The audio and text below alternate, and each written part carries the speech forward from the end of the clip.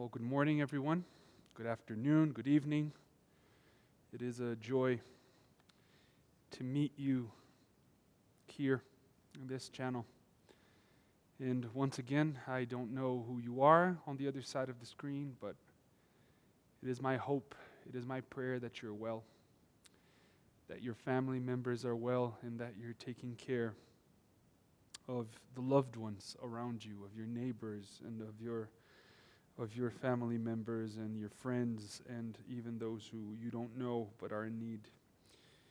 In fact, today I don't want to take too long to jump into what we are here to talk about. I'll just say one thing before we begin. A reminder, maybe, that once again, there's an abundance of information out there, both political, non-political, religious, non-religious, that makes us feel anxious and overburdened and overwhelmed. And again, I write these sermons and I write and think about the biblical text, thinking of our Santa Fe Advent Life community and our friends in Los Alamos who also experience the same teaching and growth with us. But the reminder that I want to mention at this point is that in the abundance of information, I want to once again make clear, why do we continue learning and reading and thinking about these teachings of Jesus? And a couple of messages ago I talked about it. We come close to God and Jesus through the biblical text in these days of difficulty, because the God who is revealed to us from the biblical text is a God who mourns and who suffers with us. He is not a passive God. He is not a God who is disattached from our condition. And it is good to know that we're not alone. Even if we feel alone, it's good to embrace by faith the biblical truth that we're not alone. Can God wave his hand and make it all go away? Probably. Can God do many things that we are aware and unaware? Yes, but the Bible tells us that his ways are higher than ours. So in our messages, as we move through the book of Matthew, our interest is not to find necessarily answers that can appease our anxiety for these days. Our method, our desire, our intention here is to approach Jesus and to walk with him. Because if it indeed in him there is life, then that's where we should be. Close to the God revealed in Jesus, in whom there is an abundance of life. So good. That's why we're here, to continue growing and learning from this Jesus who cries and who suffers and who mourns with us. Last week, in our previous sermon, when we talked about blessed are those who hunger and thirst for righteousness, we talked about righteousness, of what it means to do good in the eyes of God. We talked about this hunger and this thirst for a specific kind of righteousness, and we saw that Jesus and his father Joseph, they invite us to live a righteousness more radical than the blind law-keeping of the scribes and Pharisees. In fact, Jesus himself says to his disciples, if your righteousness does not exceed that of the scribes and Pharisees, there will be no place for you. You will never understand the kingdom of heaven. So that's what we're trying to understand. What does it mean to live that righteousness? And last week, if you don't know what I'm talking about, click on the link of last week so that you can catch up with us in the topic of righteousness, on what it means and how it is to live this righteousness that exceeds merely just picking up biblical texts and applying them to human beings without thinking. And today's teaching on blessed are the merciful will help us expand and explore a little bit more of what that means. That right doing has at its center the idea that mercy is better than sacrifice. In fact, if you ever forget what blessed are those who hunger and thirst for righteousness means, if you ever forget what righteousness means, just read the next beatitude, which is the one we'll study today. Blessed are the merciful. because mercy is the way of righteousness. And today we will continue our exploration into the meaning of mercy being better than sacrifice. And once again, Jesus is not teaching us in this biblical verse something completely new. So let's read here together Matthew chapter 5, that's where we are right now, verse 7. And my Bible says, "Blessed are the merciful, for they shall receive mercy." Again, we're in a rhythm, we're in a sequence, in a path of what it means to live following Jesus and live within the reality of the kingdom of heaven. We notice that what Jesus is doing is reorienting our perception of the world, of ourselves, of who God blesses and is pleased with. So as we hear, as we learn, the idea is not to just say, okay, I understand what the text says. The idea here is to walk that path. For an understanding of the biblical text does not happen. I used to say this all the time to our church members here. I hope they remember. The understanding of a biblical text does not happen when I understand it.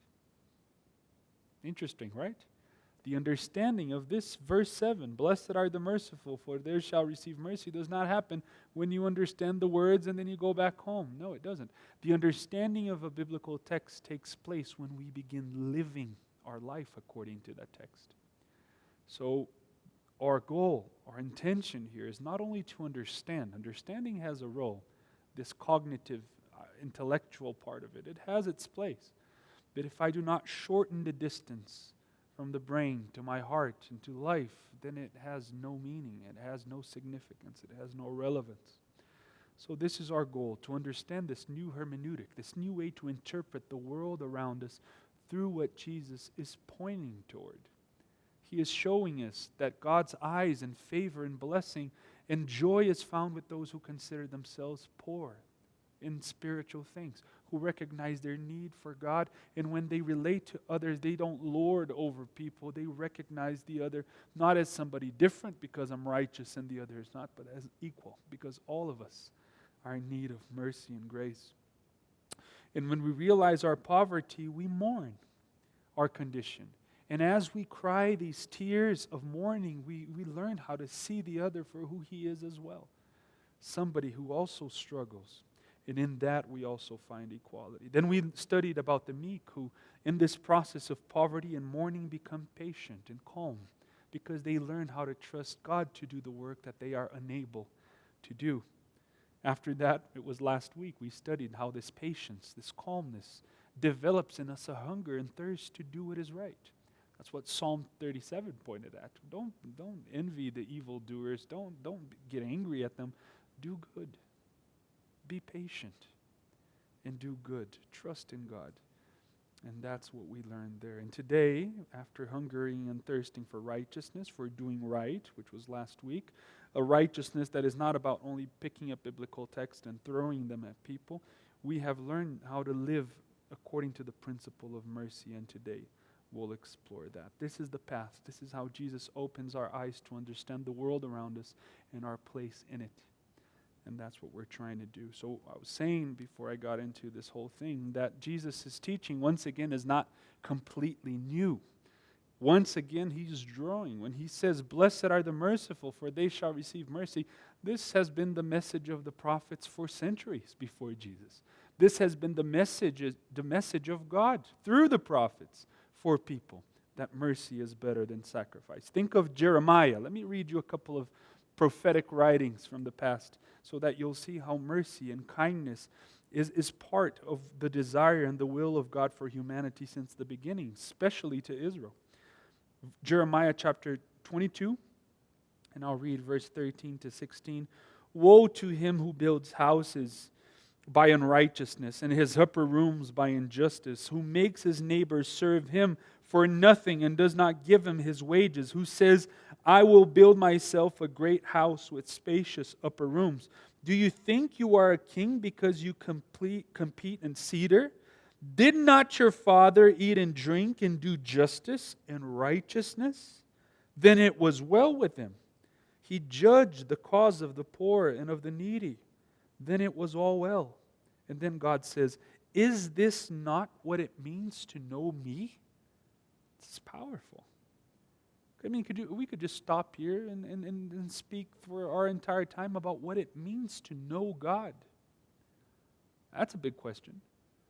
When we point at each other and says, oh, there's a person who knows God. He knows. What does that mean to know God? Does it mean I have ideas for God? Right ideas in contrast with others who have wrong ideas of God? And then I say, I know God, but that person doesn't know very clearly. What does it mean to know God? And who better to answer the question than God Himself? That's what we find in Jeremiah. What does God say? Did your father not eat and drink and do justice and righteousness? He judged the cause of the poor and the needy, and it was well.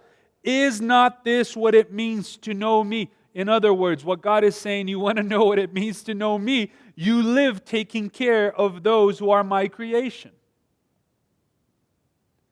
Because every single human being in need or not in need around us bear in their face the image of God Himself. So whatever we do to them, there is a direct connection to what we do with God.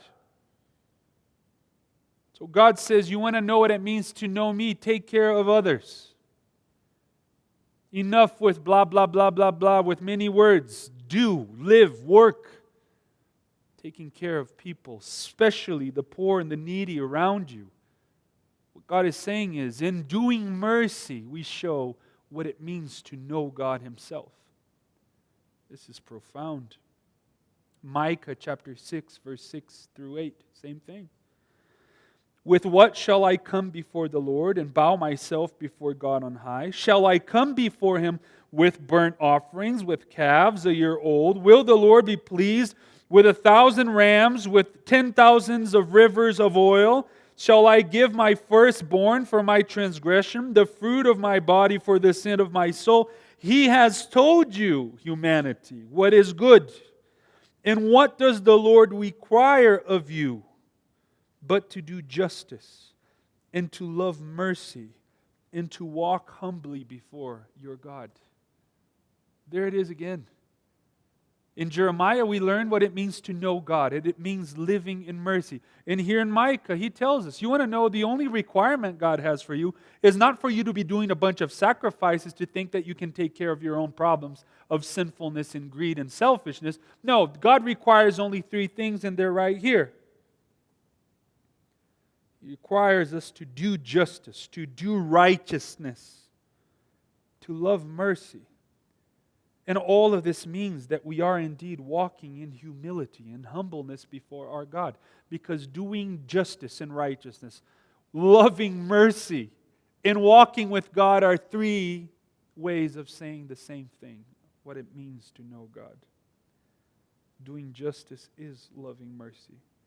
And that's what it means to know and to walk with God.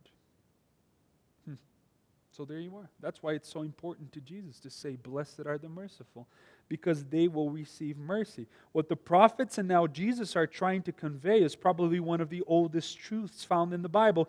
The idea that my relationship to God does not bypass my relationships with others. That's what Jesus will teach us eventually when we continue reading on the Lord's Prayer.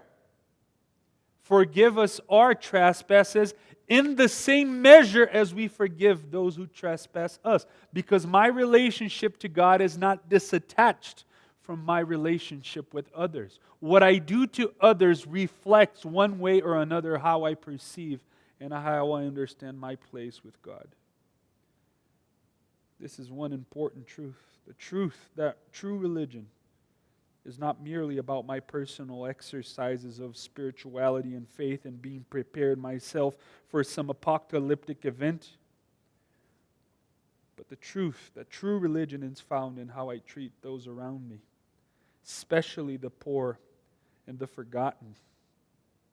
In fact, we've been studying the book of Daniel every week till last week. And what did we learn when we came to chapter 12, the last chapter, the whole book with visions and dreams about the future and images and beasts and all these things happening.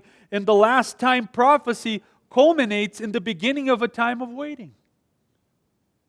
It's quite an anticlimactic ending. God turns to Daniel and says, yeah, so This will be in the future. You will die, and there will be, don't worry, we'll take care of you. You'll resurrect to life.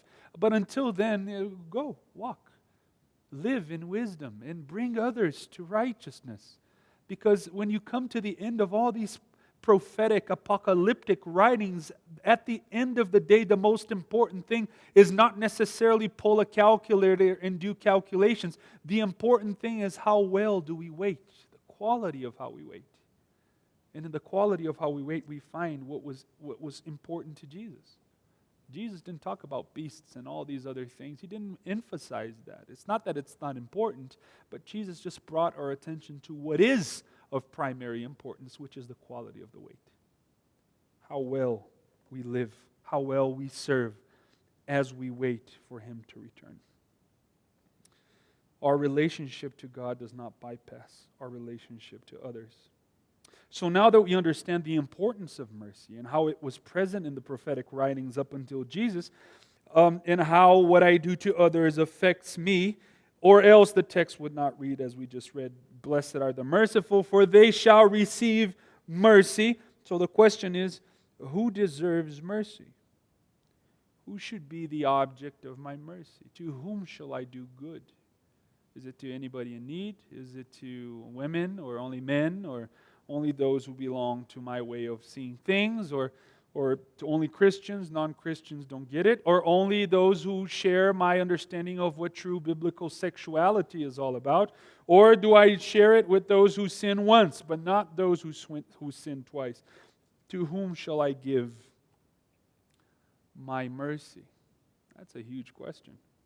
We understand the importance of mercy, so now whom should I give it to? Now this question appears in the New Testament, and I want us to read a little story so that we can remind ourselves of the importance of understanding what doing mercy, what loving mercy, what acting in righteousness actually means in life. And you know this story. Famous story. As soon as I start reading it, you will understand. This story is found in Luke chapter 10, verse 25 till 37. So if you want to follow along with me, great. I'm in Luke chapter 10, verse 25. And this story can help us understand what it means, again, to be merciful. Okay, I have to be merciful. Now the question is, how do I live that in the 21st century? When there's so much need around the world, especially now, and how do I live this? How do I apply this? And that's what is of interest to us today. So let's read the story very calmly. And behold, the text tells us, Luke 10, verse 25. A lawyer stood up to put him to the test, saying, "Teacher, what shall I do to inherit eternal life?" Now what we need to realize is that when Luke is talking about a lawyer, this is just his way of talking about scribes. We've just read a story about the importance of righteousness surpassing that of the scribes and Pharisees. And in the beginning of our series, I talked about the different groups that we found at the times of Jesus, and the scribes were academics. They were true students of the biblical law. They understood every single text. They had the entire Old Testament memorized, that they could just pull biblical text from their mind with ease. So this is interesting. We have just heard Jesus teach us to hunger and thirst for a righteousness that exceeds that of the scribes and Pharisees. And here is a scribe that will challenge Jesus' understanding of God, life, and salvation. This is why the text says that the scribe, that the lawyer wanted to put him to a test. He said, "Who is this guy who didn't go to our schools? Let me put him in his place," he must have thought. And then he comes with this question: what do I have to do to inherit the kingdom of heaven? We already know, obviously, the answer from our study concerning the poor in spirit. There's nothing we can do to inherit the kingdom. The kingdom is a gift. It belongs to those who recognize that they cannot do anything. In fact, it's the opposite. What can I do to inherit? Well, if you understand the teaching of poverty of spirit, we already know that there's nothing I can do. The kingdom is a gift of God. It belongs to those who recognize themselves unable to do, poor in spirit, children of God. And the inherit part is weird, right? What do I have to do to inherit? Inheritances normally happen when you're born in a specific family, and when the parents die, they leave you an inheritance. What did you have to do to inherit whatever you've inherited from your parents? Nothing. You were born. So the question itself is quite weird. What do I have to do to inherit? Maybe it shares a little insight into the whole mindset of one type of biblical religion that we find in these people who are trying to hold on to the law as the means for their well-standing and being in the eyes of God. What do I have to do to get there? Fascinating. So we receive inheritances not because we did anything, but because we were born. The end.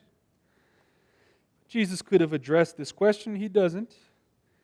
Jesus just turns to the scribe with another question, which is kind of a way of how the Hebrew mindset or biblical thinking, operates.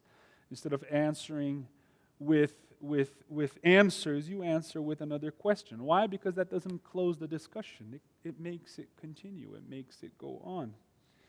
So Jesus turns to the man, to the scribe who tries to test him, and the text says, he said to him, well, what is written in the law?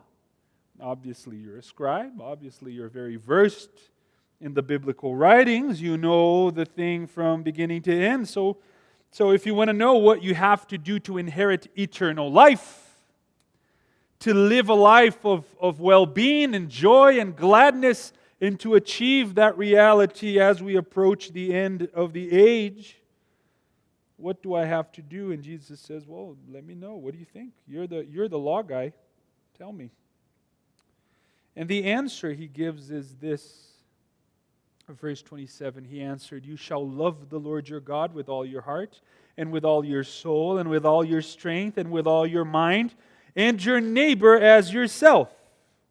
Perfect answer. For a student of the law, for a lawyer, he answered perfectly. In fact, his answer contains pieces of Deuteronomy chapter 6, verse 5, and love your neighbor as yourself comes from Leviticus chapter 19. So as he responds to Jesus, this lawyer is used to challenging debates. He knows exactly what to talk about. He knows the text, and he answers perfectly. You shall love the Lord your God with all your heart, with all your soul, with all your strength, and with all your mind, and then you love your neighbor in the same manner. You love your neighbor as yourself. And Jesus' answer is phenomenal. He says, great, you have answered correctly. Do this and you'll live. The end. End of story. Great job. Go and do that. Jesus' question and answer showed and show us the limitations of the righteousness of the scribes and Pharisees. Because merely reading biblical texts cannot help us. We need discernment. We need to know what words mean. How do they apply to life? Interesting. The guy knew the answer. He answered correctly, and that was it. Now, I don't know how many people were around Jesus and the lawyer. When the lawyer came up, he's well respected. People know him as an academic, a person who knows the Bible, and now he's going to test Jesus. They probably picked it up from his tone. And he says, Jesus, what do I have to do? Jesus responds with a question. What do you read? He gives the right answer. Jesus says, great, go and do that. You'll be fine. So can you imagine everybody saying, oh, boy. And that puts the man maybe in a little embarrassing situation there. So I don't know what happened. But this whole thing leads the scribe to probably ask the first sincere question of the day, without probably trying to test Jesus this time. He asks, who is my neighbor? Who deserves this love, my mercy, my attention? Isn't that interesting? The limitations of the righteousness of the scribes and Pharisees who know the words. But the question is, how do we apply these words to life? That's the huge question there. It's one thing to know biblical texts. We talk about this Tuesday night in our Bible study. It's one thing to know biblical texts. It's a whole other thing to know how to apply these biblical texts to life. That's very important. That's how Bible studies become deep and significant and meaningful. But there's another, even more deep step. We're going to biblical texts. We understand them, good. And then how to apply to life. That's a big one. But then the next step, and the one that we always forget, is knowing biblical texts, knowing how to apply them to life. Do we observe what God does as well and what Jesus does? Because of course, yes, it's horrible for you to be an adulterer. That's what the law said. That's what applied to Mary in our previous story with Joseph.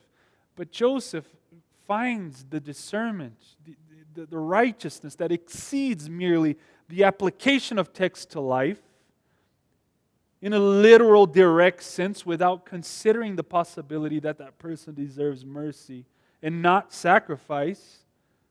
So Joseph understands that, and he has seen God throughout the Old Testament take care of people and embrace foreigners and people and forgive and offer mercy. And that's what he does. Joseph is by far the best disciple of Jesus, even not being a disciple of Jesus. So it's important to know biblical texts, yes, but it's important to know how they apply to life, and more importantly, how they apply to life through understanding how God acts and how Jesus reveals to us, without question, how God acts. So the question is sincere. Who is my neighbor? How do I do that? How do I apply this to life? And this is the opportunity that Jesus now will have to explain what it means to have a righteousness that exceeds that of the scribe and the Pharisees. So Jesus is going to give us a master class now. He's going to tell us what mercy is and how we should embrace a religious life that is more radical than what we have come to understand. More radical than what they understood at his time. So let's go to the story. You know the story. Story of the Good Samaritan. Luke chapter 10, verse 29. The man, desiring to justify himself, asks Jesus, "Who is my neighbor?" And then Jesus answers with this story. So let's go. Jesus replied, "A man was going down from Jerusalem to Jericho, and he fell among robbers who stripped him and beat him and departed, leaving him half dead."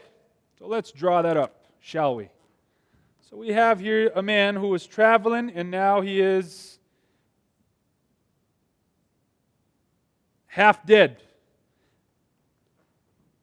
So there you are. That's it. Story goes on. Now, by chance, a priest was going down that road, and when he saw him, he passed by on the other side. Now, the priests, if you're not familiar with this language, we've talked about them last week. We saw how in the orientation of respected, or the table of respected people at the time, priests were high up, the most respected people at the times of Jesus. They were from the right tribe, chosen by God to serve in the temple and to be the bearers of the character, of the love, of the actions of God, of the teaching of what God represented. But this priest, though, he looks, what does the text say? By chance, a priest was going down that road, and when he saw him, he passed by on the other side. Verse 32, so likewise a Levite, another member of the temple family who worked in the temple, Levite, when he came to the place and saw him, he passed by on the other side as well. So let's try to figure this out together. That's the road right there. People are coming over here. You got a priest coming first. Then you got a Levite. There you go. The priest perceives a man here who is half dead. And then he goes on the other side and moves on his way. And then the text says that the Levite, in the same way, probably looked from afar and then moved in the same direction. Question, though, is why? Why would the priest and the Levite not stop? Were they bad people? We don't know. Were they bad parents, bad husbands? We don't know. We just know that they saw and they moved away and kept on their day. They probably had a lot to do. They probably had a lot of temple activities. They probably had to do many things for God that day at the temple. So they had no time to attend to dead people. And this is probably the point. According to the Torah, the law itself, a priest and probably anybody who works in the holy area of the temple, they cannot touch dead corpses, or else they would become ritually defiled. They would not be able to function in the temple. In other words, what is going on here? Well, they're following the Bible. They understand the biblical text. And just by the way, I don't know if you've ever seen a person who, according to the Bible, is half dead in your life. Normally, from afar, a half-dead person probably looks dead. That's what's going on. So the priest and the Levite, they made the calculations in their mind. They said, well, if I touch the body, I'll become ritually defiled. I won't be able to perform for God any longer. And here is a marvelous insight into what Jesus is trying to convey. What it truly means to know God. What it truly means to do what God requires, which is take care of people. Because mercy is better than any sacrifice, in or outside of temples. But the priest does not help the man because he wants to keep helping God. That's what's going on here. So he walks away, and with him the Levite. Both too busy, too preoccupied in doing things for God that they lose sight of a human being in need.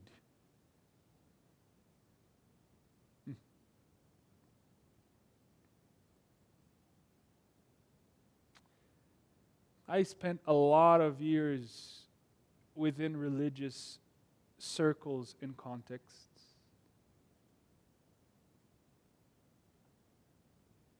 And I truly wish that as a Christian community we would live according to the righteousness that exceeds that of the Pharisees and scribes. But as I read this again, it dawns on me how many times I've seen priests and Levites bypass those in need, bypass that which is real to God because of religious predispositions, because of religious concerns, because of religious activities. They're too busy doing things for God. So busy that they don't even have time for human beings any longer. They can't even see them for what they need and for who they are. What a lesson to us as religious leaders. What a lesson to us who are put in a position to serve God. And what a danger it is to serve that God by bypassing humans in need around us.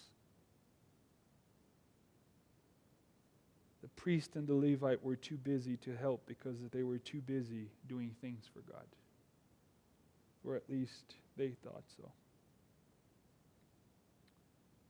So now comes another man, Jesus says, but a Samaritan, as he journeyed, came to where he was. Now, when you read Samaritan, just keep in mind, and we've talked about them before too in our series, Samaritans were not liked by the community of Israel, by the Orthodox and those who were highly religious, because they were part of a group of people that were mixed. They started worshiping differently than they did. They were considered, along with the publicans and the tax collectors and the prostitutes, not part of the people and outcasts, and the Samaritans were probably further down that list of horrible people to watch for. So when you read Samaritan here, think about what you hate the most or the people that you would not associate with. Maybe a Democrat or maybe a Republican. Maybe somebody whose sin you don't like, whose sexuality makes you uncomfortable. Think of whoever makes you uncomfortable and read it in here, because they're going to be the good guys in this story. In Jesus' story, those who we least expect are the ones who are performing righteous acts. And we saw that last week with Joseph, who was a member of Israel. And today we're going to see a righteousness that exceeds that of scribes, Pharisees, Levites, and priests and religious leaders from those who are not even part of the people. Because that's what's happening out there in the real world. People are living by a righteousness, even if they don't know what that is. So before we talk about people of the world who don't believe like us, check your heart first. I need to check my heart first, because there are, in the world of Jesus, people out there who live in the correct way and better than those within the religious reality. So a Samaritan, as he journeyed, came to where he was, and when he saw him, he had compassion. Fascinating. Notice how these two first guys here, they looked first. They assumed something about the man, that he was probably dead, and they understood something about their religion and their busyness for God, and they went away. Now the Samaritan individual, interestingly, he comes to where the guy is, and then the text says that seeing him, that he sees the man. Because the true need around us, the true need in the human order, in the true need around us can only be seen when we approach. The first two saw from afar, and from afar you cannot see anything. So how many decisions do we make by looking at afar? Say, no, I can't help that. I don't know. We can only truly see what's going on when we follow the Samaritan in approaching need first. It's a beautiful lesson here. The Samaritan only sees because he approaches first. And the lack of insight that we see in the priest and Levite is there because they never chose to approach and see. The Samaritan comes close, sees, and then the text says that he has compassion. He went to him and bound up the man's wounds, pouring oil and wine on them.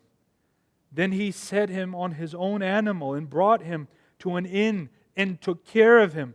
And the next day he took out 2 denarii, some money, and gave them to the innkeeper, saying, "Take care of him, and whatever more you spend, I will repay you when I come back."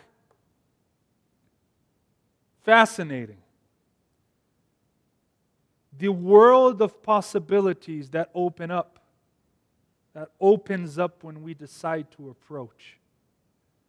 When we decide to leave our comfort zone to see need from close range and not from afar. He goes far and beyond what many of us are able to do. Interesting.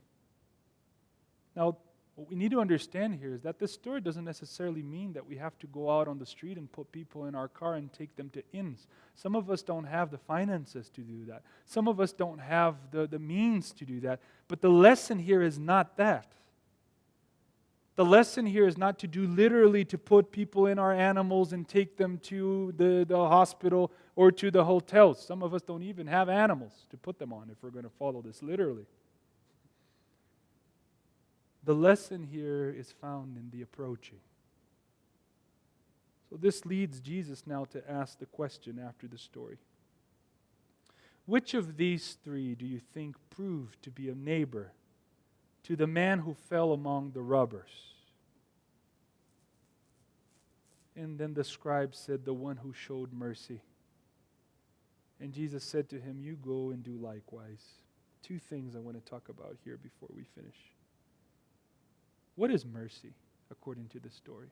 Because the answer here He said, the one who was the neighbor was the one who showed him mercy. In the text, we don't have mercy. We have compassion, the word compassion, that he had compassion for the man, and then he takes him on the animal, he cures his wounds and takes him to the inn, and then does far more beyond what most of us are willing to do with those in need around us.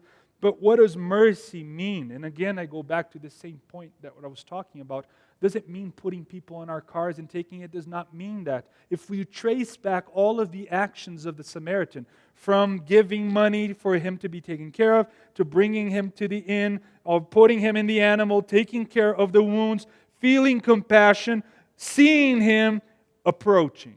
That's how far you get. The first thing the Samaritan does is approach.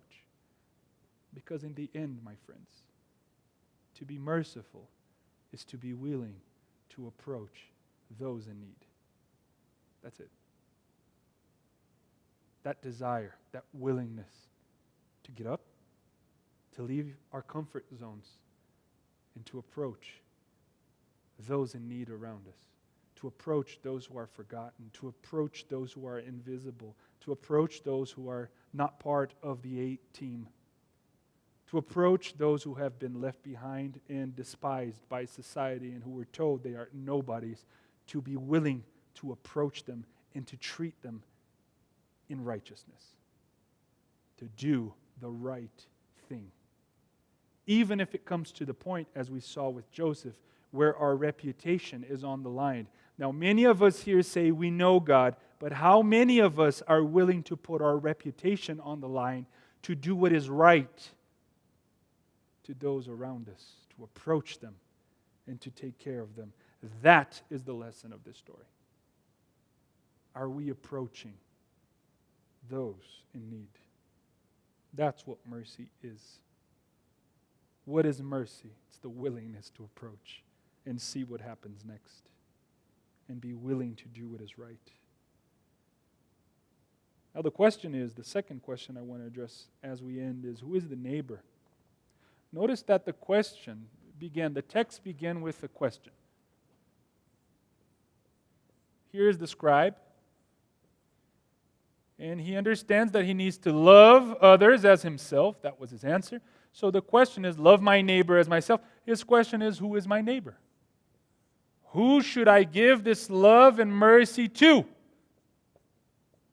He's wanting Jesus to clarify who these guys or gals or groups are, so that he might love them as himself. Now notice Jesus' answer in the end. His question, verse 36, which of these three do you think proved to be a neighbor to the man who fell among the robbers? Notice that Jesus doesn't care for his question of who is the neighbor. The question Jesus is interested in is, are you here, Mr. Scribe, willing to be a neighbor? That's the question. The question is not, who is my neighbor out there? The question is, am I willing to be a neighbor? The question is not about the object of my compassion and mercy. The question is about, am I willing to give it, to be that person? Am I willing to approach those who are inapproachable? Because once we decide whether we will be a neighbor or not, everyone who is in need of mercy will find it in us, no matter who they are, what they have done, what they look like, what group they belong to. Mercy is at their disposal if we decide to be a neighbor. The question is not who will be the recipient of my mercy. The question is, will I be a source of mercy to others? Who is my neighbor? Does not matter. The question is, are you willing to be a neighbor? And if the answer is yes, then go. And show mercy and approach the unapproachable around us. We must go. We must be neighbors and offer mercy to anyone who needs it. We must live with that hunger and thirst for righteousness that exceeds that of the scribes and Pharisees and Levites and priests and religious leaders, to embrace the risk of approaching those who are not approached by others. A righteousness that can only happen, that can only take place when we're willing to embrace and internalize the new consciousness that Jesus brings. That mercy is better than sacrifice. Tough. Not easy. So what are we going to do? Are you willing? Am I willing to become a neighbor? To make that decision and approach everyone who is in need around us, even if it means losing our reputation in the process. I can't answer for you. I only know my heart. But I pray that as we move forward together as a community, even in these days of distancing, that we might embrace the calling to become a neighbor to those around us. There are a lot of people in need out there. A lot of people feeling lonely, forgotten, abandoned. So will we be neighbors to them? Let's pray together.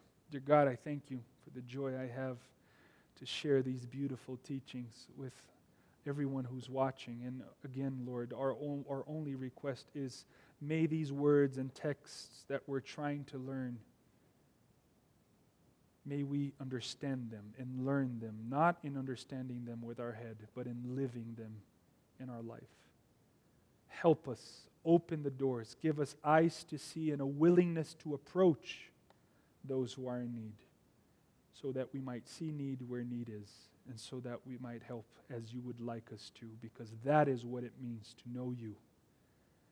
That is what you require, to do righteousness, to love mercy, and to walk humbly with you. Bless us in doing all these things, I pray, in the name of Jesus. Amen. Be blessed, and I hope to see you next week. Bye.